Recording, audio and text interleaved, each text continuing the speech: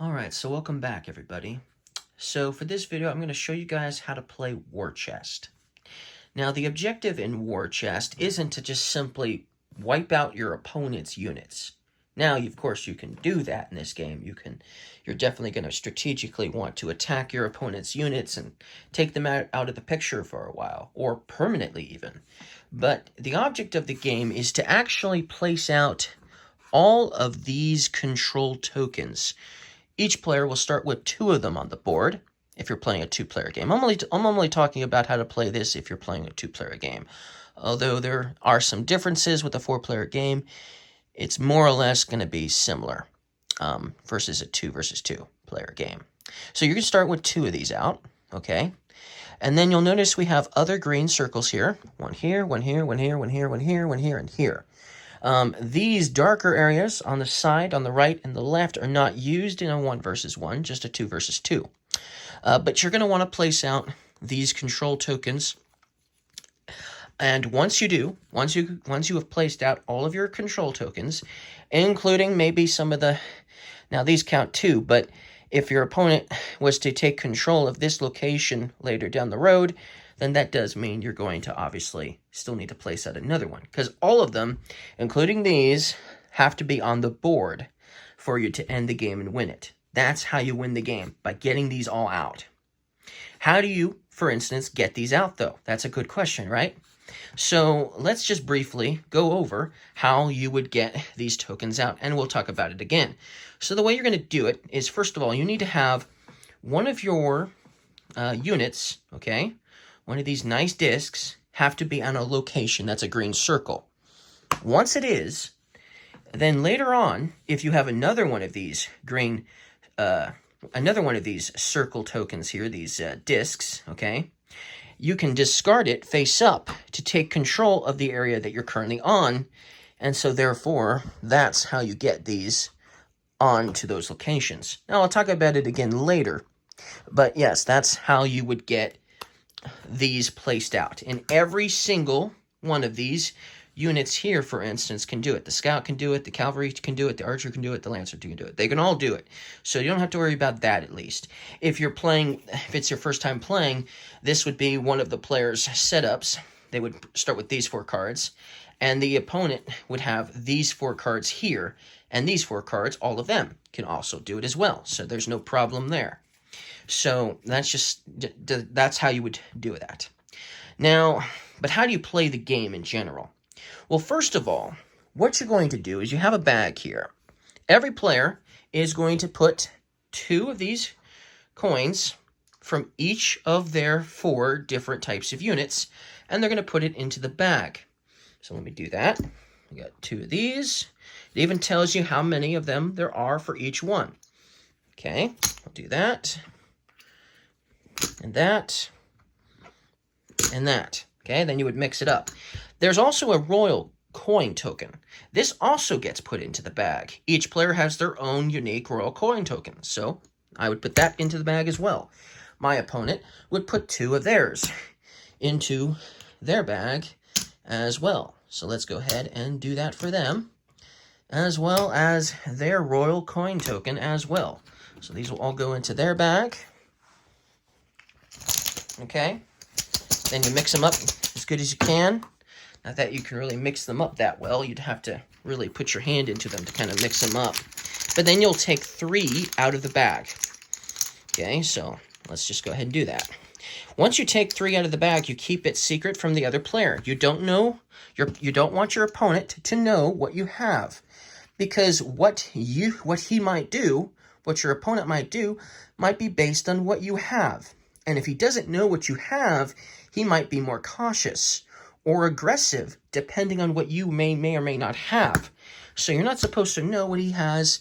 He's not supposed to know what you have. But yeah, each player is going to take out 3 coins. Okay? Okay. So there we go. 3 coins. Then, starting with the player who has the initiative token, you can just flip this, and whatever side it lands on is who's going first, technically. Although, if you're playing with the recommended first-time set, whoever has these 4 cards would actually be the one who goes first. So, But yeah, that's something you could potentially do. So yes, that's the initiative token, and see, it's got the other side on it. Okay, so now you would take an action. You have 3 coins, and you can take 1 action per turn. There are different actions, of course. One action you could possibly take is you could deploy a unit. So for instance, I could deploy my Lancer. I could deploy him to one of my locations, either here or here. If you notice this guy here, the scout ability is I may deploy to an adjacent spot to a friendly unit. The scout may be deployed adjacent to a friendly unit. So later on a future turn, I could deploy my scout, for instance, here. That would be allowed. That's just a special ability that scout has. But normally you're only allowed to deploy onto unoccupied spots that you control. That means later on, when you control other areas that aren't occupied by your units, you'll be able to place them out there too. So that's one action that you could possibly take, is just simply deploying a unit. Now, once you deploy a unit, another thing you can do is you can also bolster a unit as well. Now, obviously, I didn't have another Lancer on me, but if I had drawn 2 Lancers, I could have, on my second turn, I could have bolstered that unit as well. Now, there is a disadvantage to bolstering right away. That disadvantage means that I won't be utilizing this unit for quite some time. Why is that? Well, in order to move, attack, and to use its tactical ability, you have to discard another coin from your hand face up. And since you only have 2 of each coin in a bag, that means that you're not going to obviously be able to move, attack, or obviously do any of the other stuff. So bolstering may not necessarily be the wisest course of action, first of all. Maybe not. But maybe you're just not planning on attacking the first round or moving the first round. Who knows? But yes, you can bolster. Now, what's good is bolstering? Why would you want to bolster this location, as in putting another unit on top of it? Well, first of all, you should note that whenever a unit is bolstered, when it moves, you move it the entire stack. So they never split apart. They always are one unit. Also, the reason why you might want to bolster is because once you put down a Lancer down, you won't be able to put down another Lancer. There can only be one type of unit out at a time. So for instance, if I had another Lancer and this Lancer was here, I could not deploy that Lancer there because that's illegal. There can only be one of each type of unit. But if it ever gets taken out of the picture by getting attacked, and I have another one of these, I can later deploy it later. But I can only have one out at a time. Now, the great thing about bolstering is, in this game, while pretty much every unit here can attack, they all can attack, really. But when you get attacked, you just simply lose a coin. So, for instance, if my opponent had this let's go with this one, because this one's cooler. Let's say he had his swordsman here, and his swordsman attacked my cavalry guy. Of course, he'd have to have another swordsman to discard to attack, but once he attacked, he would just simply take one of the coins away from the stack. That's why you might want to bolster your units, because then they will stay there longer, and then they'll be able to attack right away, or maneuver, or do another maneuver, or something like that. But if it does get taken out, and if it was by itself, then it would just get wiped out, and you'd have to spend another action deploying somewhere else to a safe spot.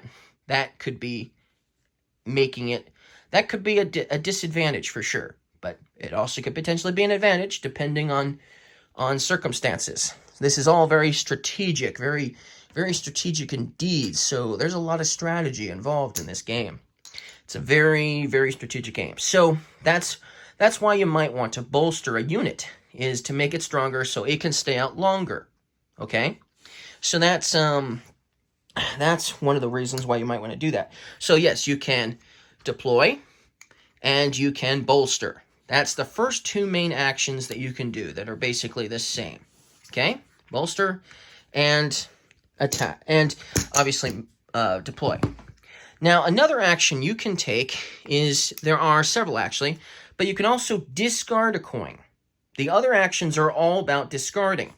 So if you discard a coin face down, one of the things you can do is, let's say my opponent discarded a card face down, and the discard pile is separate from like their play area or something like that, right? So if they discarded a coin, they could take my initiative token away from me. What does the initiative do? It allows you to go first during the round. So if they took this away from me, then they would be going first next round, which could be very strategic for sure. But that does mean that if I have a coin I can discard, I could discard it to take it back if I wanted to do that. But yes, that's something that's an option. That's one type of action you can do. You can take the initiative action. Another action you can do that allows you to discard a coin face down is, for instance, if I was to discard this coin face down, I could recruit a coin. So this is how you're going to get more coins into the bag. You're going to have to recruit them by discarding a coin. So I could, for instance, recruit this scout. And here's the thing, I discarded the cavalry. When you discard a coin face down, it does not need to be the same one. So for instance, if I'm recruiting, by discarding this, I could recruit this, I could recruit this, I could recruit this, I could still recruit that. That's what those are for. Now, you do have a royal coin in the bag, and your royal coin can't take most of the actions in the game. It can't move, it can't attack, it can't use a tactic, it can't obviously deploy, and it can't bolster. So your royal coin is especially useful for recruiting. So this is what this is good for. Discarding this face down is a good way to recruit coins using this. So you'll probably will likely be recruiting at least one coin per round, potentially. Or not per round necessarily, but you're going to do it once in a while for sure. At least until the bag is emptied out, for sure. Now, of course, that doesn't mean you shouldn't use other coins to recruit either, but you're going to definitely want to use this to do that, or potentially taking back the initiative coin if it was taken from you or something like that. Now, another thing you can do is you can also simply discard a coin to pass your turn. Sometimes there's nothing you can do with the coin at all. That does happen, especially towards the end of the game when you've lost a lot of your coins and you can't attack with that coin anymore because, well, it's no longer on the board and you only have one of it left, one type of that coin left. And if you were to deploy it, which you probably should at some point to make it so you access the coins you need more often, but the point is, you might have a coin that you just can't utilize, and so you might just simply pass. So that's another thing you can do. You can just simply discard a coin to pass your turn so the next player goes, okay? But yes, that's something you can do. And then, of course, there's the whole moving and attacking and all that jazz. So, for instance, if I had this coin out, and I had this coin in my hand, I could discard this face up, this coin here, face up, to move it one space, okay? I could also move it to attack. I could also attack. So if the swordsman was here, I could attack. So I could use my cavalry to attack the swordsman, taking his coin out of the game. When it's attacked, when a coin is attacked, it is removed from the game, no longer to be used. So it doesn't go to your discard. It always gets removed from the game. So eventually, you're going to run out of coins as they get attacked, okay? So that's another thing you can do when you discard a coin face up. Then there's also tactic. When you do a tactic, some of these cards have tactics. The scout doesn't, for instance. But this one has a tactic, and this one has a tactic, and this one has a tactic. You can do a tactic to do a variety of different things. For instance, the cavalry here, its tactic ability it allows you to move and then attack. So if I decided to discard this coin here, face up, I could move. Let's say the swordsman was at this location here. I could move and then attack. So I could move one space and then attack, taking his coin out. So that's something that you can do with a tactic. And so all of these have like tactics. Not all of them, but some of these are going to have tactics. Like the Lancer here, he can move and attack as well. The Archer, its tactic is the only way it can attack. So the Archer is the only one that can't take the attack action. But its tactic action does allow it to attack, and it can attack 2 spaces away. And, for instance, I could attack, and it doesn't even have to be a straight line with the Archer. I could go like this way to this way and attack this unit here if this was the Archer. I can also attack over an opponent with the Archer. So even though there is an opponent here in the middle, my Archer can still attack this location here if there was an opponent there, for instance. Okay? But it can't attack anything that's right next to it. It has to be 2 spaces away, because you see, it cannot attack at all unless it's using its tactic, and its tactic allows it to do that and that only. No close-up and personal. So that's like the difference between, like, for instance, the crossbow here. The crossbowman, he, for instance, can attack somebody next to him as a simple attack, but his tactic attack allows him to attack basically two hexes away. 2 hexes away. But he can't attack, he cannot use his tactic to attack 2 spaces away if there is another unit in the middle. So, for instance, if he wanted to attack this one, he first would have to spend an attack action attacking this one first, before he can go for this one that's further away. But still, it's only 2 hexes anyway. So that's the advantage and disadvantage of the crossbowman versus the Archer. The Archer, he can attack 2 spaces away, even if there's an opponent in the way or another coin in the way. But he can only attack 2 away. He can't attack 1 away, just 2. So it's kind of thematic in that sense. But the crossbowman, it makes sense that he can attack close up, but it also makes sense he can't attack something that's too far away if there's something else in the way of him. So that's basically how you play the game. Of course, at some point, you're going to run out of coins in your bag. When you run out of coins in your bag, then you're going to take whatever coins you have that are in your discard pile, whether they're face down or face up, and then you're going to put them into the bag, shuffle, and draw all the coins you need. 3 coins. Now, sometimes you might have a coin or 2 still in the bag, and you still need to draw up to three coins. So what you'll do is you'll take those 2 out, or 1 out, if there's only 1 or only 2 out, and you take those out. Then you'll put what you have in the discard pile into the bag, shuffle, and then take up to your amount that you're supposed to take. So if you already had 2 taken, then you just need 1 more, for instance. So that's how you're going to do that, okay?